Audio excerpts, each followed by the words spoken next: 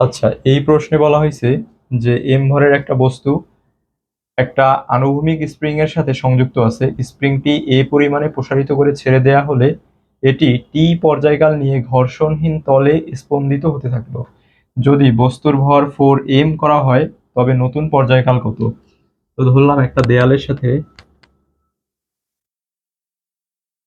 যে একটা স্প্রিং এবং তার সাথে একটা এম ভরের বস্তু আছে, এবং তাকে যদি আমরা একটু প্রসারিত করে ছেড়ে দেই, এই এম ভরের বস্তুকেই কতটুকু প্রসারণ?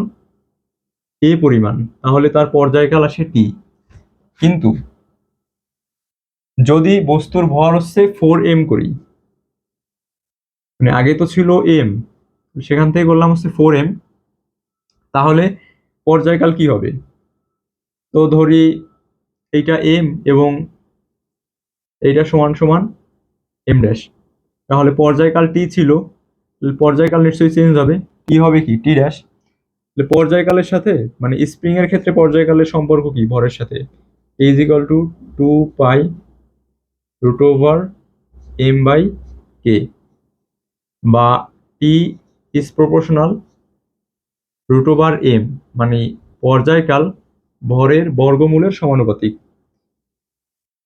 তাহলে আমরা কি বলতে পারি যে টি ড্যাশ বাই টি মানে পরিবর্তিত পর্যায়কাল বাই আদি পর্যায়কাল সমান root over M dash by M. তাহলে রুট ওভার এম ড্যাশ সমান কি 4m বাই এম, বা এম এম কাটাকাটি আর 4 কে রুট করলে আসে 2, তাহলে টি ড্যাশ সমান সমান 2t। তাহলে পর্যায়কাল কত হবে? দ্বিগুণ, যে 2a। তাহলে অ্যান্সার কোনটা?